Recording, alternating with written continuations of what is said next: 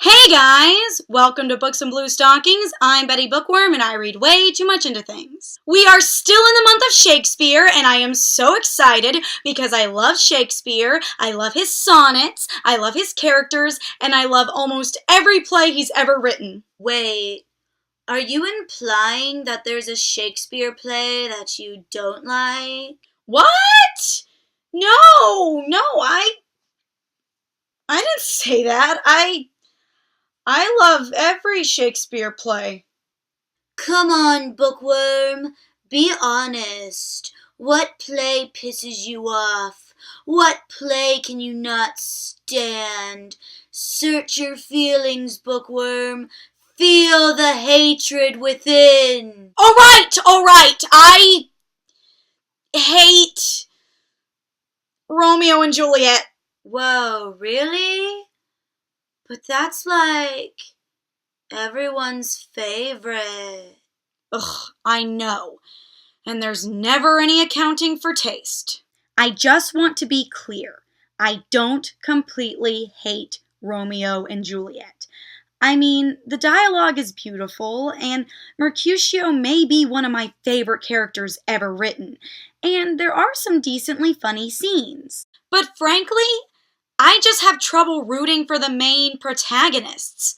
I don't find them charming, I don't find them likable, and because of that, I'm not really sad when they die at the end. I feel bad for Mercutio.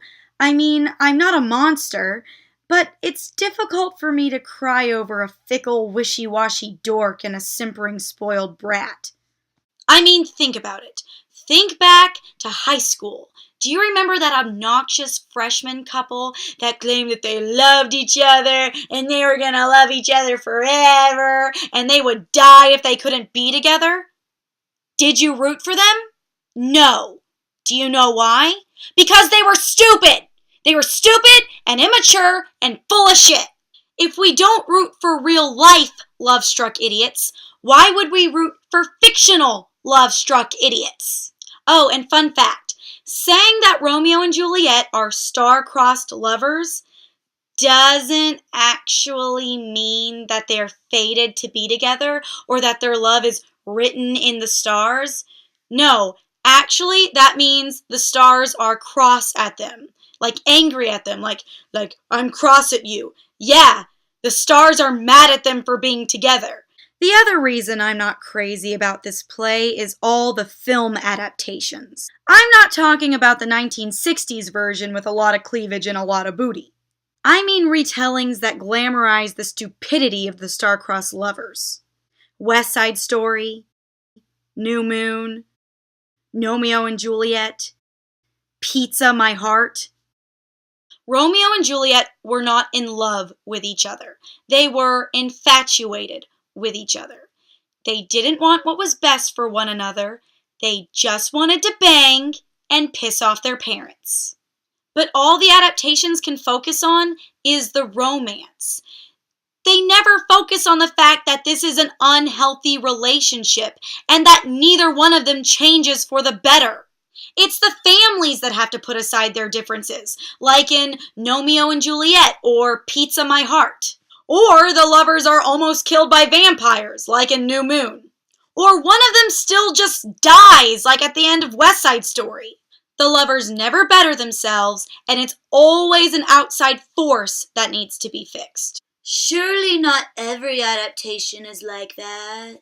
Well, Warm Bodies was pretty good. Wait, Warm Bodies? That's a zombie movie. How is that a Shakespeare adaptation?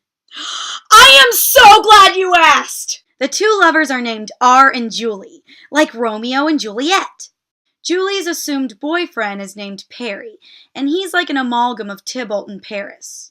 Nora, Julie's best friend, becomes a nurse, and R's best friend is named M, like Mercutio. But those are just names and characters. How is the plot similar to Romeo and Juliet?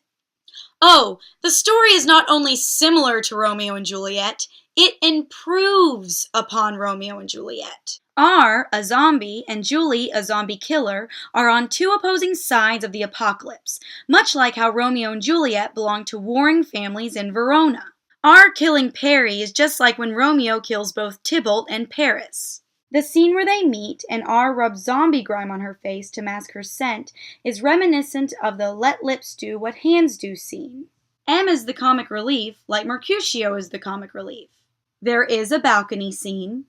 In the middle of the story, Julie leaves R and he thinks she is gone forever, much like how Romeo thought Juliet was gone forever. Nora helps Julie be with R the same way the nurse helps Juliet be with Romeo.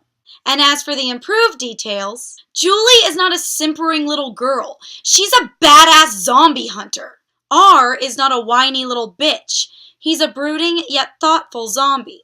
And though Perry is still kind of an asshole, we sympathize with him more than we did with Tybalt or Paris. And instead of dying, R comes back to life as a human, which is an interesting twist on the original ending. And to be honest, I'm just really happy that the Mercutio character doesn't die. But the thing I like most about the movie is that R and Julie both change for the better. Julie learns that not all zombies are mindless monsters, and R learns that he shouldn't eat people. That's a good lesson. The lovers grow as people rather than waiting for friends and family to come around. Whoa, who would have thought? A zombie movie makes me kinda wanna read Shakespeare. Awesome! That only took you, what? A year? Thanks for watching! I'm Betty Bookworm and I read way too much into things.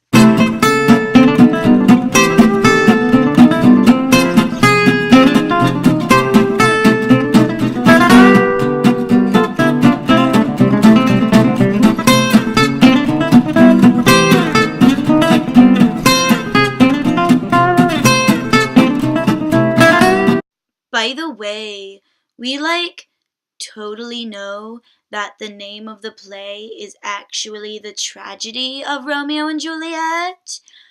But you know what Polonius says, brevity is the soul of wit.